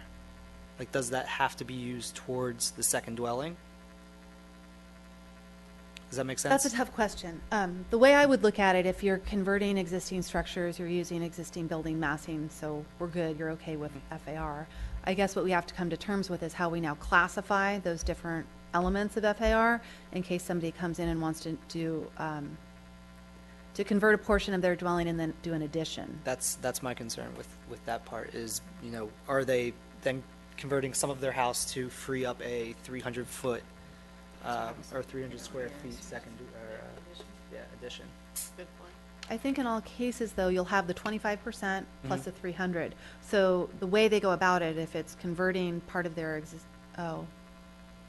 I see what you're saying, because They're not sorry, actually, I'm working through these issues. Yeah, no. Because then they may be using reduced setbacks, but see, that's unlikely unless they're converting a garage. Yes, that's an issue. Okay. That was my last question. Okay. Yeah, go for it. Quick follow-up. So it doesn't seem clear to me that there was a provision. It seemed like to not so previously there was you couldn't exceed the guest or second dwelling unit, accessory dwelling unit, larger than the main residence. Now we're tying it to the 1,200 square feet. Or the main dwelling. Okay, so there's That's still the maximum a standard, link, yeah. okay. And I thought maybe I would- think yeah, go ahead. they're spelled out in two different locations based on whether you're seeking approval for an interior or an other. Mhm. So the interior may be the one that just references maximum of 1,200. Understood. And then I thought the intent of the state bill was to basically we couldn't adhere to the FAR for the guest units, so or accessory dwelling units. Am I unclear on that? I mean, they're trying to promote that, so it didn't matter what Yountville's ordinance and regulations were. They were trying to make sure. No, that- our design standards continue to apply, as far as I understand it, working with the town attorney. Okay. So specifically, whether we were able to go above the 300 square foot exemption. Yeah. I'll double check on that, though. Okay. A quick comment on the rear setbacks. If you have a 15-foot setback and your neighbor also builds 15 foot, the fire code for the separations between buildings, you don't have to provide any special construction materials when you're that distance. So if you go any closer than that, then the risk of fire. So you'd have to put a 1-hour assembly or something like that. But I'm interested in creating more opportunities. So maybe that is something that either ZDRB or the council could look at. There's ways to solve that with methods of construction, but I feel strongly about the 2-story structures over the garages as well. That I'm not in favor of that. I think that's a big impact to the neighbors. I agree. I would also, I think you mentioned that we mentioned the idea of making it a 90-day minimum rental so that it would encourage the use to actually be people that need affordable housing instead of renting it out as a vacation unit. And I feel very strongly about that. Okay. Anybody else? I do. Yes? Yeah. That's a good point. Okay. Yeah, I think that encourages. Members Allen and Tigert? I'm okay. Okay. I agree. 90 seems good. Okay. So four and one. Does that kind of cover? I think you guys have done a good job. I could see. Yes. Well, I could heard. see his point of 15 feet, but I wouldn't go to 10 feet for the setback for lots of different reasons. I agree in that 20 seems extreme with both, and I think I can speak for all of us whenever we are in favor of promoting second dwellings and getting more affordable housing for people to come in and live here. So we don't want to make it seem as though we're trying to fight that, just done in the appropriate manner.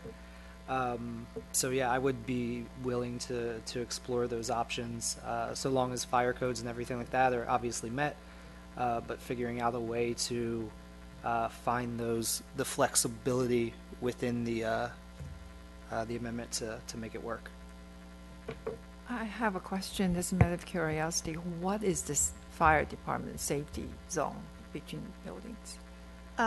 There are requirements for wall assembly based on setback from property line, and 5 foot is basically the minimum to have an opening, and I may refer to our architect on the board. If you go under 5 feet, you have to have protected openings, and then at a certain point, I think it's between 5 and 3, it's protected openings. Below 3, you can have no openings. Right. And that's Okay.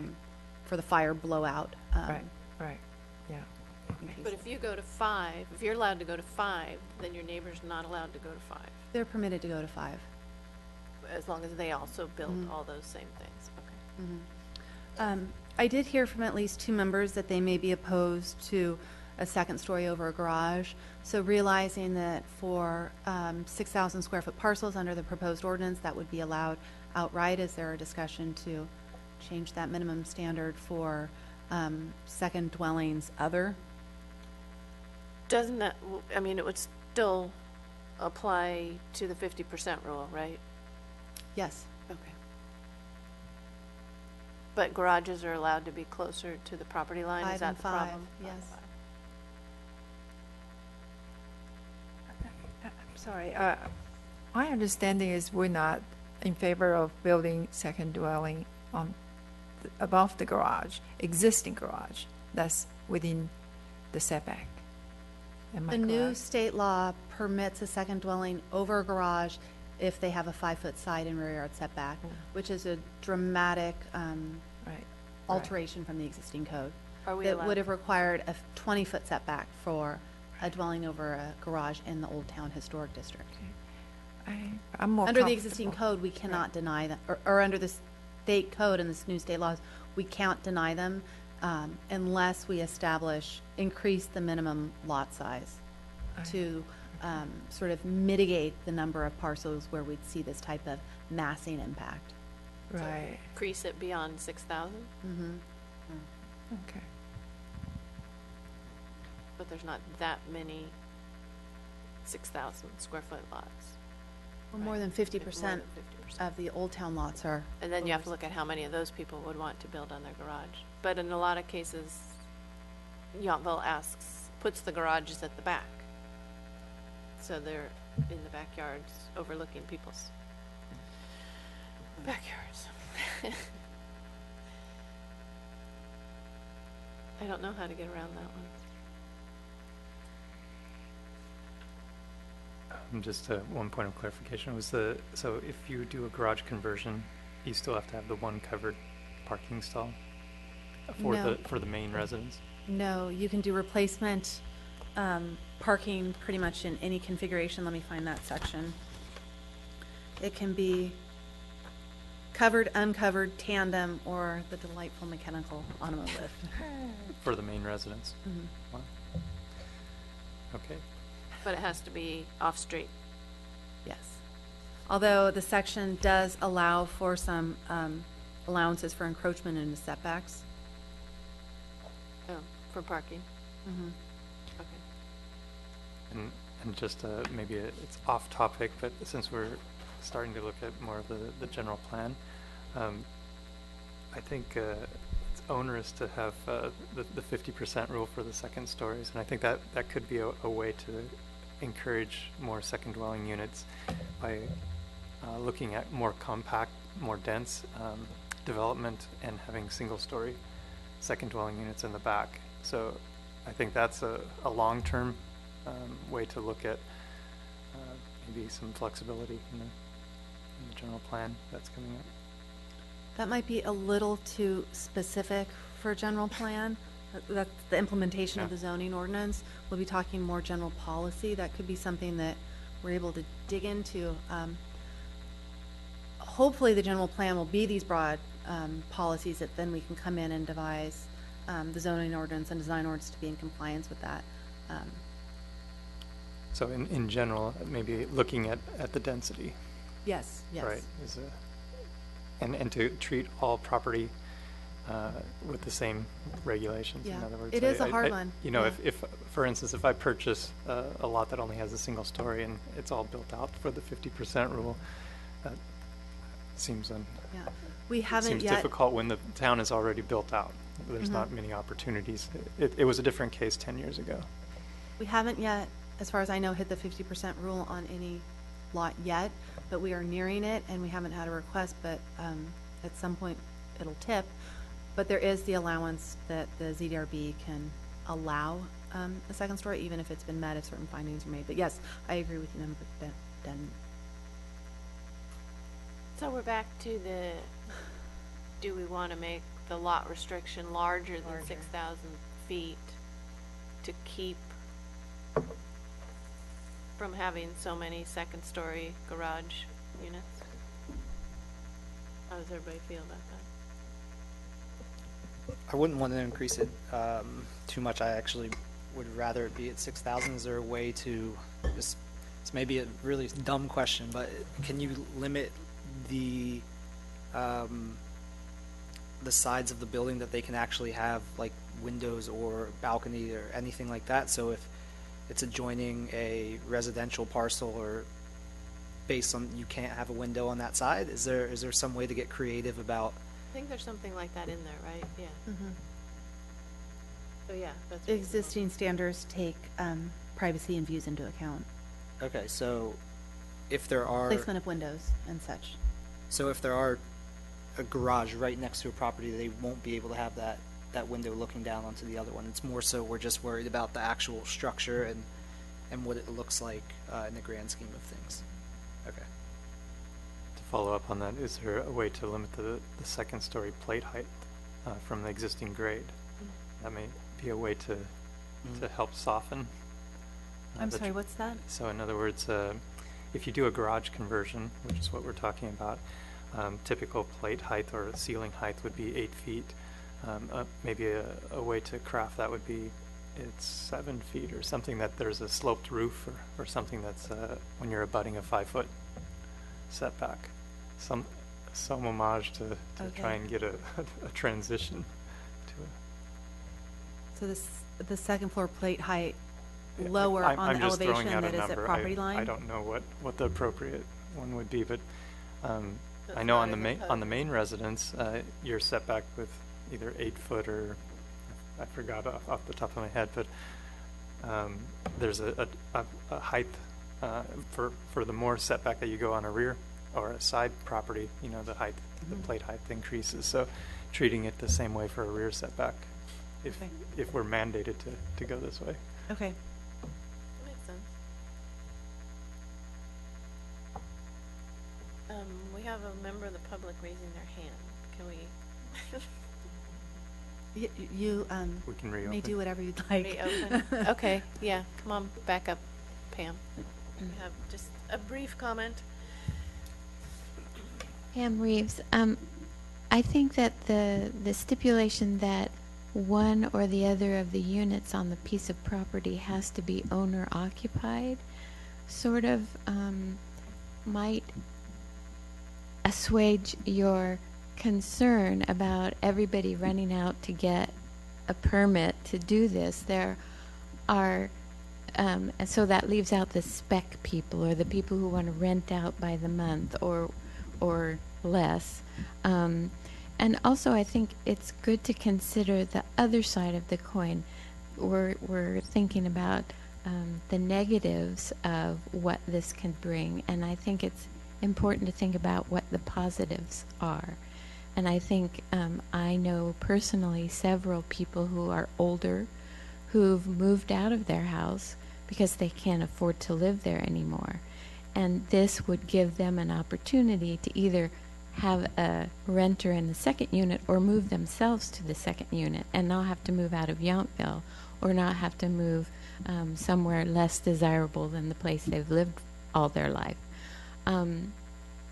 And the other thing is worker housing. I think it's so important as far as transportation and circulation in our town and parking and all of those bugaboos we face every day, that we have more people who live here.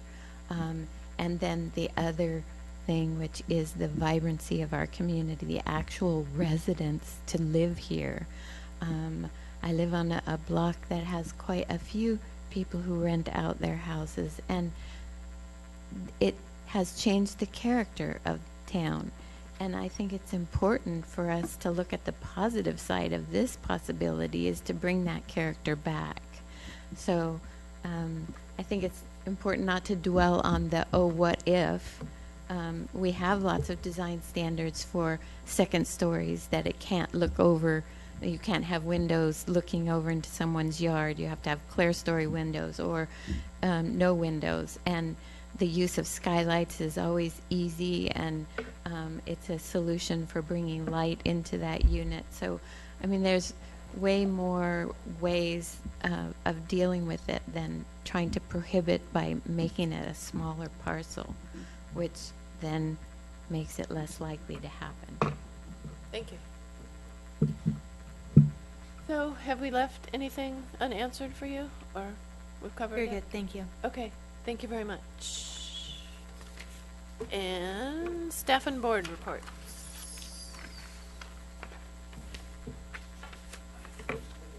Thank you. Thanks.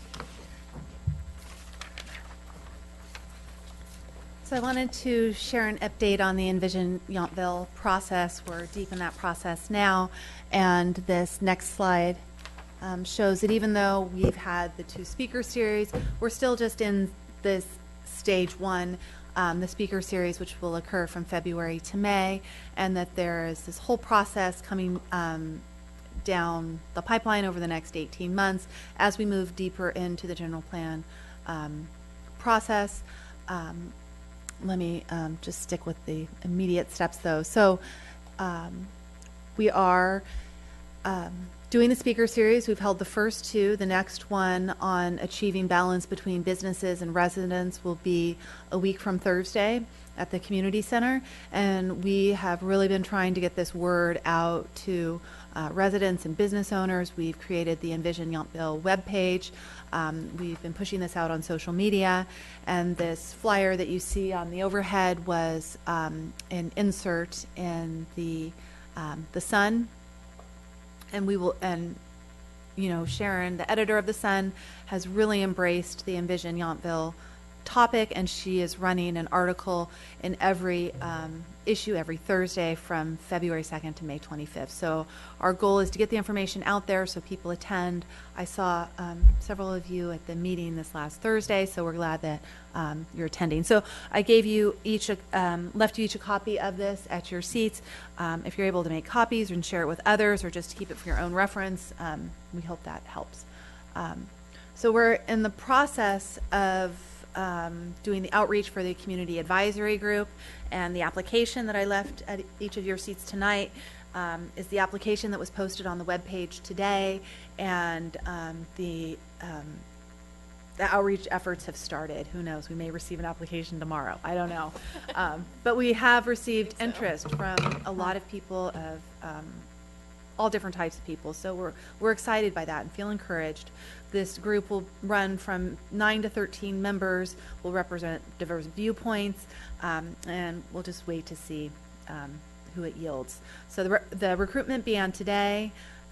We intend to let it run for about 2 weeks, and close the day after the March 13th, the April 13th meeting, and then be able to take recommendations to the General Plan Ad Hoc Committee and the Town Council for appointment in May, and then that group will meet come June or July, and that's when we start taking the next steps of really crafting the policy of the General Plan. So that was last one. So I'm happy to answer any questions if you have them. I think you guys have done a great job on getting the word out, and I think the process of making it with a speaker series and not calling it General Plan, I think is really invited a lot of people into a discussion that wouldn't usually happen. Only thing on here is I don't see a deadline for application. The deadline is on the webpage, and we're putting that out in the media release. Yes, so it's not on the But application maybe itself. on the application too, Okay. just so that people know. Yeah, I think you guys are doing a great job. Are Just- they up on the website? Yes, as of today. Good. Um, The meetings, the videos. Yes, last week's video is available as of today. And I'll just second that the group is looking for a well-diverse cross-section of Yountville, so hopefully we get even people that have just moved here, so wide spectrum is Yeah, encouraged. different viewpoints, Yep. different locations, different, Yeah, people have been here forever, people are new, have very different views of Yountville, so I think it's important. from all Hear from geographical Yeah. representation, so diversity is the key. It is the key. Good. Thank you. Anybody else? Any comments, questions? Okay. Did you want to offer the book? Oh, I'm to sorry. anybody Here it is else? sitting here. It's my last copy of For the Love of Cities. We have a library of several of this book and several Happy Cities. And so I'm hoping that one of you would like to borrow this. I'll lend it out. And as we receive other books back in, I'll let you know that they become available. It's the book by the last speaker. That's Or correct. last- Peter Kambayama on May 18th. So there's plenty of time to read it. Yes. Yeah, I just got my come to copy. listen. Yeah. Okay.